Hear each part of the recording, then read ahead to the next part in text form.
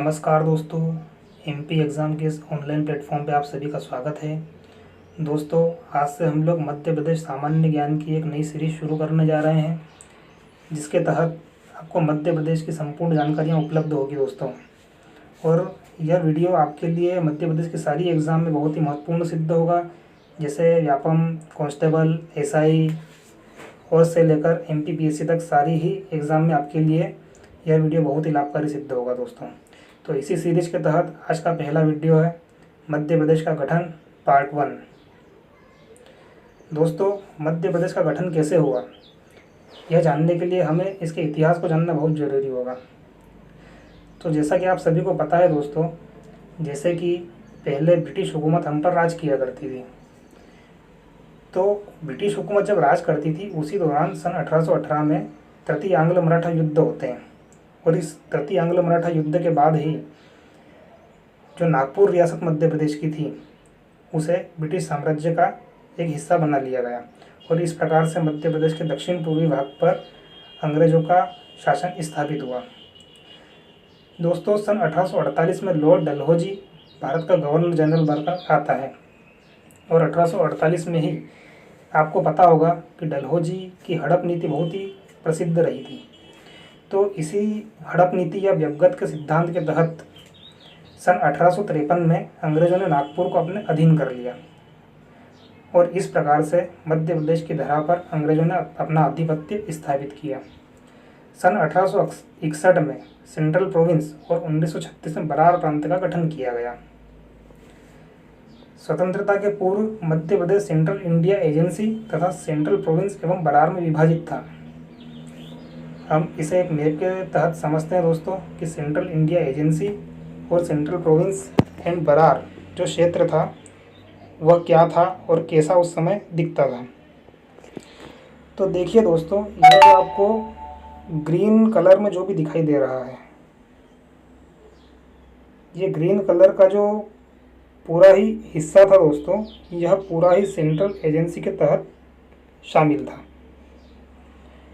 इसके अलावा जो बचा हुआ हिस्सा आपको दिखाई दे रहा है, जो कि पिंक कलर और येलो कलर में है दोस्तों, यह पूरा ही हिस्सा सेंट्रल प्रोविंस एवं बरार का भाग हुआ करता था।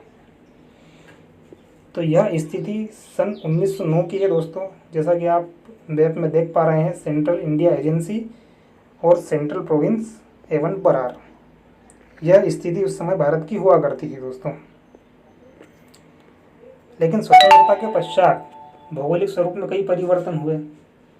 और आप सभी को मैं बता दूं कि स्वतंत्रता के बाद जो हमारा सेंट्रल प्रोविंस एवं बरार और इसके अतिरिक्त जो क्षेत्र थे, उनको 3 पार्ट में विभाजित किया गया, जिन्हें पार्ट ए, बी और सी का नाम दिया गया। अब दोस्तों, प्रश्न ये उठता है कि सेंट्रल प्रोविंस एवं बरार में कौन कौन सी रियासतें शामिल थी। उसके अलावा जो पार्ट बी था हमारा, जिसे हम मध्य भारत कहेंगे, उसमें कौन कौन सी रियासतें थी। और पार्ट सी जो कि विंध्य प्रदेश था, उसमें कौन कौन सी रियासतें थी। तो चलिए दोस्तों, एक एक करके तीनों को समझते हैं। सर्वप्रथम जो पार्ट ए वाला हिस्सा था, जिसे सेंट्रल प्रोविंस एवं बरार कहा गया, उसमें बघेलखंड, छत्तीसगढ़, विदर्भ आदि को मिलाकर पार्ट ए स्टेट बनाया गया एवं इसकी राजधानी नागपुर को बनाया गया। इसी प्रकार जो पश्चिमी भाग था, उसे पार्ट बी का दर्जा दिया गया और इसे मध्य भारत नाम दिया गया। दोस्तों, यहाँ जानने योग्य यह बात है कि यहाँ पर 2 राजधानी हुआ करती थी, एक थी इंदौर और दूसरी ग्वालियर। इसी प्रकार विंध्य प्रदेश जो था, उसे पार्ट सी का दर्जा दिया गया और इसकी राजधानी रीवा को बनाया गया। दोस्तों, यहाँ पर एक बात और महत्वपूर्ण है कि भोपाल उस समय किसी भी पार्ट का हिस्सा नहीं था। यह एक स्वतंत्र प्रांत था और इसे पार्ट सी के अंतर्गत शामिल किया गया था। आइए दोस्तों, इसे एक मैप के तहत हम समझते हैं। ये रहा दोस्तों मैप, जिसमें आप पार्ट ए, पार्ट बी और पार्ट सी को बिल्कुल स्पष्ट रूप से देख सकेंगे। देखिए दोस्तों, ये जो पार्ट ए है हमारा, ये पार्ट ए, इसे नाम दिया गया सेंट्रल प्रोविंस एवं बरार, जिसकी राजधानी किसे रखा गया, नागपुर को। उसके अलावा जो वर्तमान मध्य प्रदेश है, उसका जो पश्चिमी भाग है, उसे पार्ट बी नाम दिया गया और इस पार्ट बी की दो राजधानियाँ थी दोस्तों, पहली थी ग्वालियर और दूसरी थी इंदौर। उसके अलावा एक पार्ट सी था दोस्तों, जो कि मध्य प्रदेश के उत्तरी भाग में स्थित था, जिसे विंध्य प्रदेश कहा गया और इसकी राजधानी रीवा को बनाया गया। और यहाँ आप देख सकते हैं स्पष्ट रूप से कि जो भोपाल था दोस्तों, वो एक स्वतंत्र रियासत बनकर पार्ट सी के तहत शामिल हुआ। ठीक है दोस्तों, इतनी बात आपको क्लियर हुई। चलिए अब आगे चलते हैं। अब देखते हैं दोस्तों, ये तो हमने स्थिति देख ली आज़ादी के बाद की। 1947 से 1956 के मध्य हमारा मध्य प्रदेश ऐसा हुआ करता था। अब 1956 के बाद क्या क्या स्थितियां बनेगी उसे हम आगे समझते हैं। दोस्तों, अब यह मांग उठने लगी कि जो भारत नया नया आज़ाद हुआ था दोस्तों, तो अब यह मांग उठने लगी कि अब जो राज्यों का गठन होगा, जो रियासतें होगी, वह किस प्रकार से उनका एकीकरण किया जाएगा, राज्य किस प्रकार से निर्मित किए जाएंगे। तो इसी संदर्भ में भारत सरकार ने एक राज्य पुनर्गठन आयोग का गठन किया वर्ष 1953 में, जिसके अध्यक्ष बनाए गए फजल अली और उसके सदस्य थे के.एम. पनिक्कर और हृदयनाथ कुंजरू। ठीक है दोस्तों, तो फजल अली आयोग या राज्य पुनर्गठन आयोग ने एक रिपोर्ट पेश की सन 1955 में, और उस रिपोर्ट में यह कहा गया कि भारत को 14 राज्यों और 6 केंद्र शासित प्रदेशों में विभाजित किया जाए। कितने? 14 राज्य और 6 केंद्र शासित प्रदेश। इन्हीं 14 राज्यों में से एक राज्य था हमारा प्यारा मध्य प्रदेश। तो दोस्तों, राज्य पुनर्गठन आयोग की अनुशंसा पर 1 नवंबर सन 1956, यह डेट याद रखिएगा दोस्तों, बहुत इंपॉर्टेंट डेट है। 1 नवंबर 1956 को मध्य प्रदेश राज्य अस्तित्व में आया। और इस हेतु जो हमारे 3 पार्ट थे ए, बी और सी, उनमें क्या क्या परिवर्तन किए, अब चलिए उन्हें हम समझते हैं। तो सबसे पहले हमारा जो पार्ट ए था दोस्तों, जो कि सेंट्रल प्रोविंस एवं बरार था, उसमें 8 मराठी भाषी जिले हुआ करते थे। कौन कौन से 8 मराठी भाषी जिले थे दोस्तों? तो वो जिले थे अकोला, अमरावती, बुल्ढाणा, वर्धा, भंडारा, चांदा, यवतमाल और नागपुर। कौन कौन से? अकोला, अमरावती, बुल्ढाणा, वर्धा, भंडारा, चांदा और यवतमाल और नागपुर।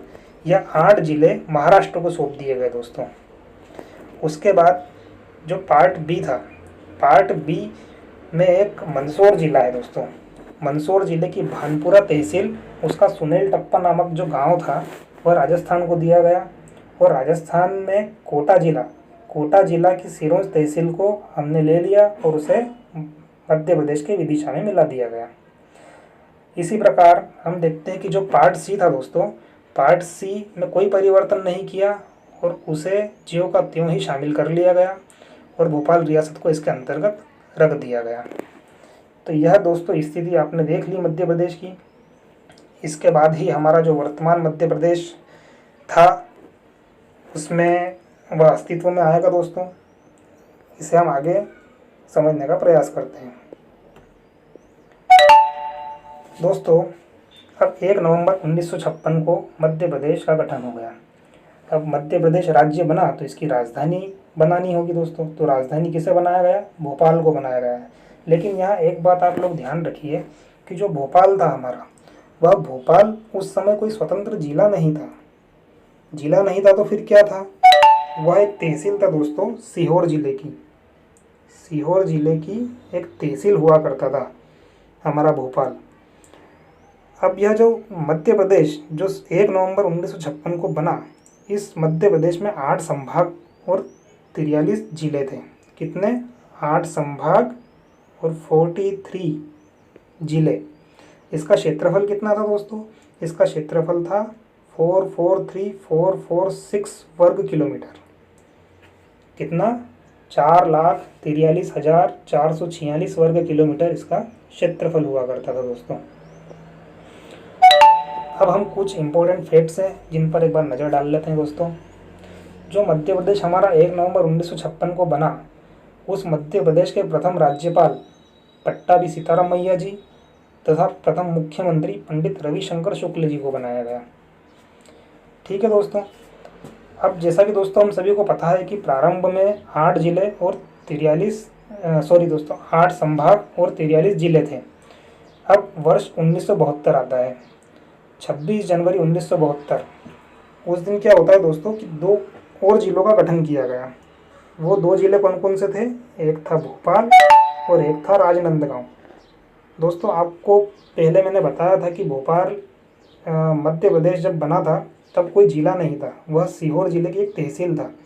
लेकिन जिला कब बनाया गया? सन 1972 में भोपाल को जिला बना दिया गया और राजनांदगांव।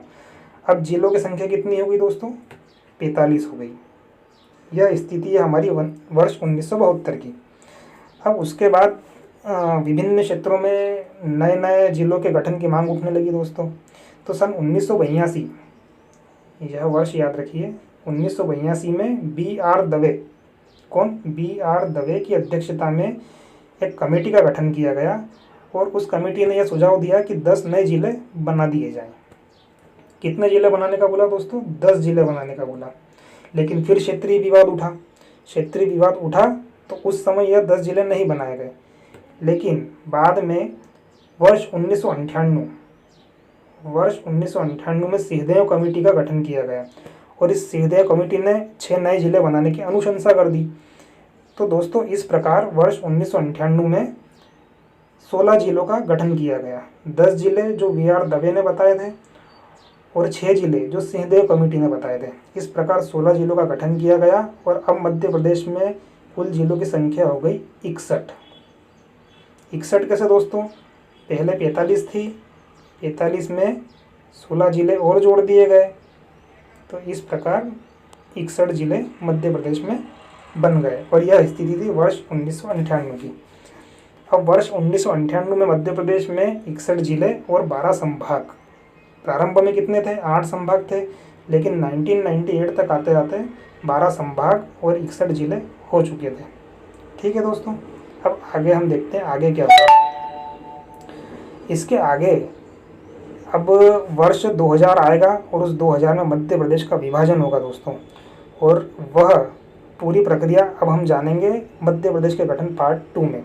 तो इस वीडियो में दोस्तों आज के लिए इतना ही। अगर इसमें आपका कोई डाउट हो तो आप कमेंट सेक्शन में मुझसे वो पूछ सकते हैं। और आपको ये वीडियो कैसा लगा प्लीज़ कमेंट करके बताइएगा दोस्तों।